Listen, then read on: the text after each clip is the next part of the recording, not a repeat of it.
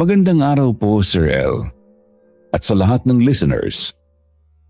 Itago niyo na lamang po ako sa pangalang Lito. 32 taong gulang po ako.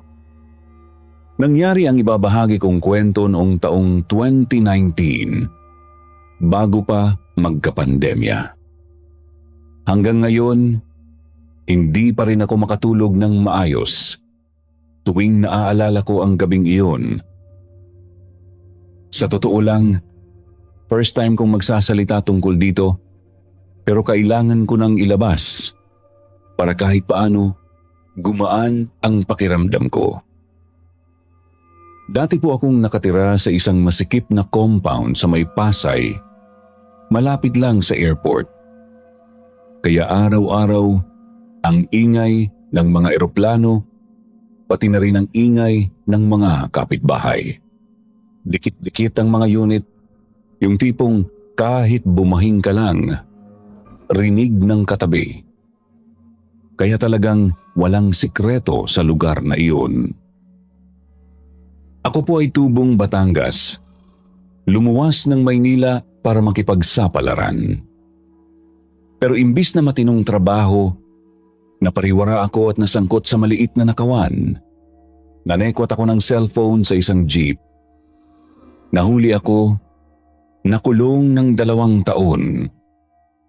Doon sa loob, natuto akong magbago, nag-aral ng konting pagmamason, at nang makalaya, pinilit kong ayusin ang buhay ko. Naging construction worker ako, kahit mahirap, marangal naman. Iyon ang dahilan kung bakit ako napadpad sa compound na iyon, dahil malapit sa mga construction site kung saan ako nagtatrabaho, yung mga ginagawang condominium doon sa may Makapagal. Sa compound na iyon, magkadikit lang ang unit namin ng mag-asawang si Mang Romy at Aling Tess. Si Mang Romy ay isang tricycle driver. Nasa 40 taong gulang, tahimik pero masipag, laging may takip na tuwalya sa leeg dahil sa pawis. Si Aling Tess naman ay labandera, pero adik sa bingo at chismis. Halos araw-araw, may kausap sa harap ng bahay, nagkukwentuhan tungkol sa buhay ng iba. Kapwa sila hindi taga Maynila. Si Mang Romy galing Quezon Province at si Aling Tess tubong Bicol sa Naga yata. Lumipad sila sa Maynila para guminhawa ang buhay. Pero ang nangyari, lalong bumigat dahil sa bisyo ni Aling Tess. Araw-araw, gigising ako ng maaga para pumunta sa construction site. Madalas, pag-uwi ko ng hapon, pagod at gutom, maririnig ko na naman ang sigawan ng mag-asawa. Si Mang Romy, buong araw nagmamaneho ng tricycle sa init ng araw. Pero pag-uwi niya, madalas walang pagkain dahil inubos ni Aling Tess ang pera sa bingo. Minsan, nagagawa pa niyang isugal ang kita sa tongits o mahjong. Kawawa si Mang Romy, pero wala akong pakialam. Away mag-asawa iyon. Isang gabi, pagod na pagod ako galing site. Nagsaing ako ng kanin at nagprito ng tuyo. Yung simpleng hapunan lang, kasi kapos din ang pera. Habang naghihintay maluto ang sinaing, narinig ko na naman ang malakas na pagtatalo ng mag-asawa. Si Mang Romy, halos maiyak sa galit dahil wala na naman silang hapunan. Si Aling Tess, walang nagawa kundi sumbat ng sumbat. Dahil sa awa at marami naman akong saing, naisipan kong magbigay ng kanin sa kanila. Pumunta ako sa pintuan nila, kumatok. Binuksan ni Mang Romy, halata ang lungkot sa mata. Inabot ko ang pinggan ng kanin, At labis ang pasasalamat niya, halos manginig ang kamay niya habang tinatanggap iyon. Bumalik na ako sa unit ko at kumain. Kinabukasan, maaga akong pumasok sa construction. Habang naghahalo ng semento, nakita ko si Mang Romy na nagmamaneho ng kanyang tricycle sa kabilang kalsada. Pawis na pawis, naghahanap ng pasahero. Naisip ko na lang, mahirap talaga ang buhay. Pagkatapos ng trabaho, dumaan ako sa palengke para bumili ng bigas at karneng baboy para sa adobo. Pagdating ko sa bahay, nagluto ako ng adobo at nagsaing. Sumapit ang gabi at habang naghahapunan, narinig ko na naman ang ingay ng pag-aaway.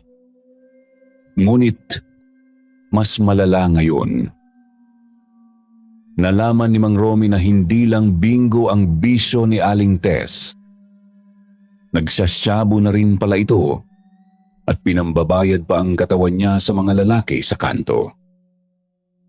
Halos mabaliw sa galit si Mang Romy at dinig na dinig ko ang malulutong na sampal at ang pagmamakaawa ni Aling Tess. Hindi ko na pinakialaman. Patuloy akong kumain. Maya-maya, biglang tumahimik ang kabilang unit. Akala ko, nagkaayos na sila o kaya'y napagod na si Mang Romy. Pero pagkatapos kong kumain at maghugas ng pinggan, may narinig akong kakaibang tunog. Parang may tinatadtad na karne, may kasamang lagabog ng patalim.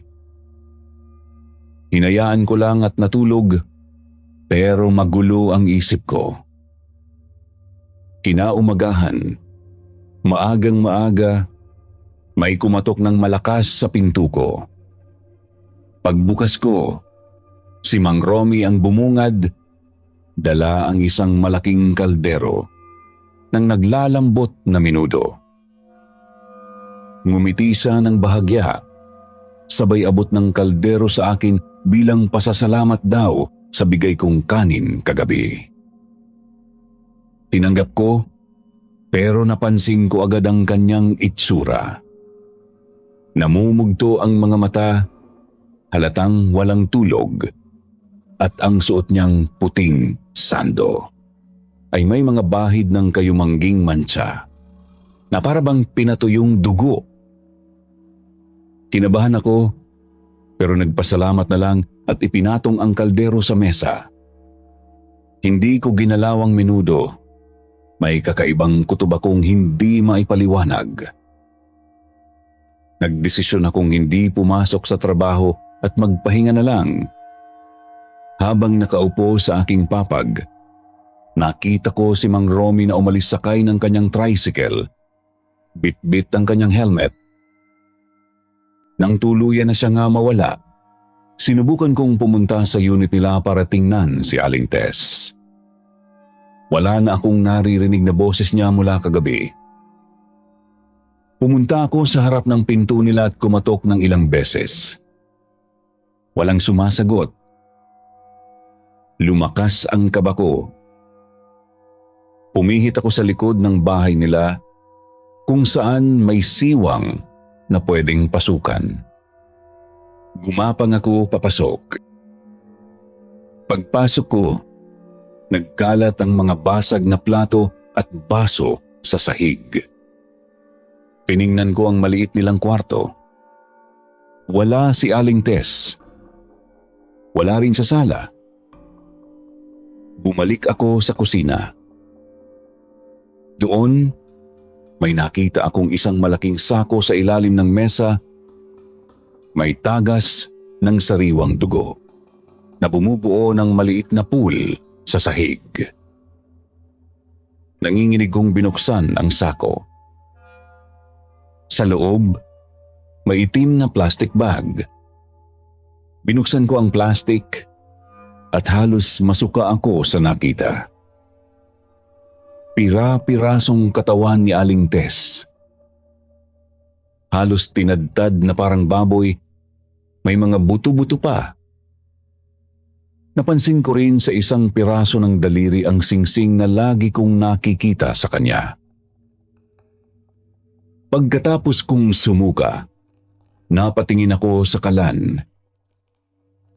Nakasalang pa ang isang kaldero at kumakalat ang amoy ng menudo na may halong kakaibang lansa.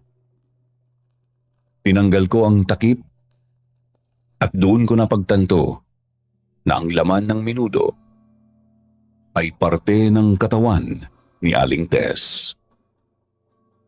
Nakita ko ang isang daliri, isang tenga at tila parte ng pisngi. Nanlamig ang buo kong katawan. Mabilis akong lumabas at dumiretso sa barangay hall para mag-report. Sinamahan ako ng mga tanod pabalik sa bahay nila Mang Romy. Pagdating ng mga pulis, kinumpirma nila ang karumal-dumal na krimen. Hinanap nila si Mang Romy at nahuli siya habang nagmamaneho pa ng tricycle sa kalsada. Balisa at parang wala sa sarili. Nang tanungin, umamin siya sa pagpatay at pagluto sa sarili niyang asawa. Sinabi niya na nabaliw na siya sa galit dahil sa ginawa ni Aling Tess at nang hindi na niya namalayan, tinadtad niya ito ng itak. Naisip daw niyang iluto ang karne para maitago, pero sa sobrang pagkabigla, naibigay pa niya sa akin. Dinala siya sa presinto. Pero ang pinaka-nakakatakot na bahagi, kinagabihan, nang nakakulong na siya, bigla na lang daw itong nawala. Ayon sa mga kapwa preso, madaling araw, may nakita silang isang malaking itim na pusa na lumusot sa rehas at pagkatapos noon, wala na si Mang Romy sa selda. Hanggang ngayon, misteryo pa rin ang pagwala niya. Maging ang mga pulis ay hindi makapaniwala, nag-imbestiga sila pero walang bakas. Ang sabi ng matatanda, baka aswang daw si Mang Romy, kaya nagawa niyang makatakas sa anyong hayop. Ako naman, simula noon, hindi na ako kumain ng kahit anong ulam na karne, lalo na menudo. Dahil pumapasok agad sa isip ko ang nakita kong iyon. Lumipat ako ng tirahan patungong Cavite, pero hanggang ngayon, dala-dala ko ang takot at ang tanong, nasaan na kaya si Mang Romy? Tuwing gabi, naririnig ko pa rin sa isip ko ang tunog ng tinatadtad na karne at napapanaginipan ko si Aling Tess na parang humihingi ng hustisya. Dito na lang po ang aking kwento. Maraming salamat po Sir El at sa lahat ng listeners. Sana po wag niyong maranasan ang ganitong lagim.